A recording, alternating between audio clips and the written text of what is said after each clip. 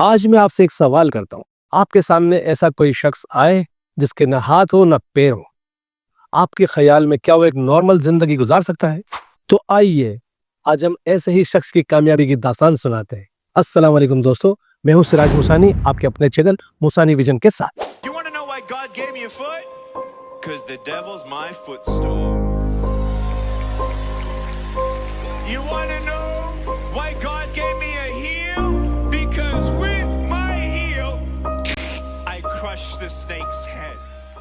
4 दिसंबर 1982 की सुबह हॉस्पिटल के एक कमरे में एक माँ दर्द से कराहते हुए अपने पहले बच्चे की पैदाइश का इंतजार कर रही थी। लम्हे बीते, वक्त गुजर रहा था और बिलाखिर एक नन्हा वजूद दुनिया में आया। और जैसे ही इस माँ ने अपने नन्हे बच्चे को देखा, उसका दिल धड़क गया, क्योंकि ये बच्चा आम बच्चों जैसा ना था। इसके हाथ और पैर सिरे से मौजूद ही ना थे। माँ ने लरसते हुए चेहरे को दूसरी तरफ मोड़ लिया।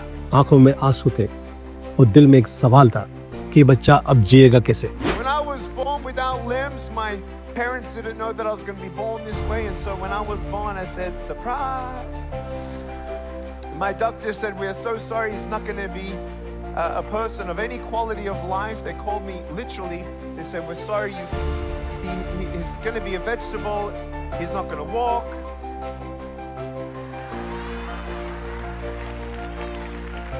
And thank God for doctors, but thank God doctors are sometimes wrong. वक्त गुजरता गया, वो बच्चा बड़ा होता गया। हर लम्हा, हर दिन उसके लिए एक चैलेंज बनकर खड़ा होता। दूसरे बच्चे खेलते, दौड़ते और गेंदे उछालते, और ये एक कोने में बैठकर सिर्फ उन्हें देखता रहता। वो अपने माजूर जिस्म को कोसता नहीं था, बल्कि हर दिन अपने रब से हौसला मांगता था। और घर वाले अक्सर सोचते हैं कि ये बच्चा शायद अपनी जिंदगी में कुछ नहीं कर पाएगा, लेकिन ये बच्चा अलग ही मिट्टी से बना हुआ था। इस बच्चे ने फैसला किया कि वो अपनी इस कमजोरी को शिकस्त देगा और दुनिया को बताएगा कि असल ताकत हाथों या पैरों में नहीं, बल्कि दिल और दिमाग में होती है। My parents always said, "Nick, we don't know what you can achieve until you try it." And so they didn't know what I could do until I was given a keyboard, and now I can type 53 words a minute on a computer. And with like one toe. That's it. 53 words. Yes, a minute. It's crazy. And so no one knew what Nick could do unless Nick was ready to try something, but embrace failure as his classroom.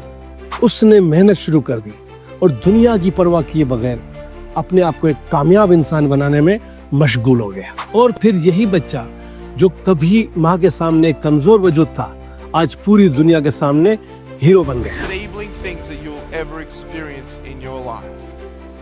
And you need to know the answer of 2 questions. Who are you and what do you want? Checkbox. I wasn't myself sometimes. I was so angry at my life. And I want you to know in your life there will be times where you feel like you'll be on the edge.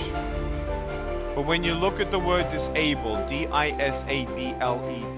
वो Australia का नौजवान जिसने आधे जिस्म के बगैर पूरी दुनिया के लोगों के दिलों को जीत लिया, जिसे दुनिया निक विचिस के नाम से जानती है। इसने जिंदगी को गले लगा लिया और अपनी कमजोरी की शिकवा शिकायत नहीं की कि मैं माजूर हूं, मैं कुछ नहीं कर सकता, बल्कि जब लिखने का वक्त आया तो उसने अपने मुंह से लिखना शुरू कर दिया और 7 किताबें लिख डाली, जो दुनिया की 40 ज़बानों में तर्जुमा हुई और न्यूयॉर्क टाइम्स की बेस्ट सेलर लिस्ट में शामिल हुई।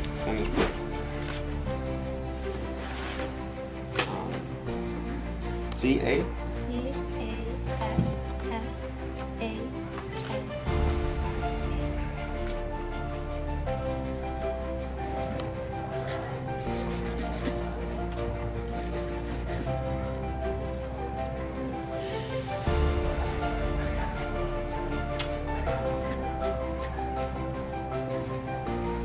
वो ऐसा मुकर्रिर बना जिसे सुनकर दूसरे लोग अपनी टूटी जिंदगी को संभालते हैं। दुनिया के बड़े बड़े प्लेटफॉर्म्स पर इसकी तकरीरें सामईन के दिलों को हिला देती है। वो आधी दुनिया घूम चुका है, सिर्फ ये बताने के लिए कि इंसान की असल कमजोरी उसकी माजूरी नहीं, बल्कि हौसले की कमी है।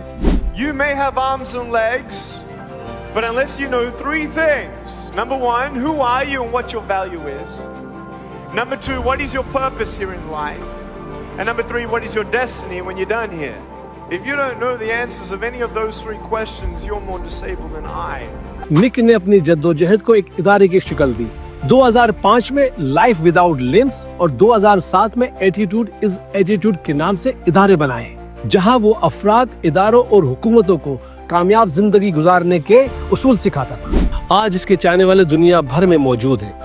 आज बड़े बड़े टीवी चैनल्स CNBC, CNN और BBC इसका इंटरव्यू नशर करना अपने लिए फख्र महसूस करते हैं। सोशल मीडिया पर लाखों लोग इसके अल्फाज से अपनी जिंदगी का हौसला पाते हैं। और बात यहीं तक महदूद नहीं है, फिर इसने शादी भी की और अपनी बीवी और 4 बच्चों के साथ कैलिफोर्निया में खुशहाल जिंदगी भी गुजार रहा है। एक ऐसा शख्स जिसे लोगों ने कहा था तुम कुछ नहीं कर सकते हो, आज वो करोड़ों लोगों को कह रहा है तुम सब कुछ कर सकते हो, बस सिर्फ हौसला चाहिए। तो देखा आपने, लिहाजा याद रखें, बहाने बनाने वाले हमेशा पीछे रह जाते हैं। अल्लाह पाक जिसे हौसला दे उसे दुनिया की कोई ताकत नहीं रोक सकती। कामयाब वो है जो अपनी कमजोरी को ताकत बना ले। अगर निक जैसा शख्स अपने आधे जिस्म के साथ दुनिया बदल सकता है तो हम पूरे जिस्म के साथ क्यों नहीं। तो कहते हैं ना, उठ बांध कमर क्या डरता है, फिर देख खुदा क्या करता है। अस्सलाम वालेकुम। पाकिस्तान पाइंदवा।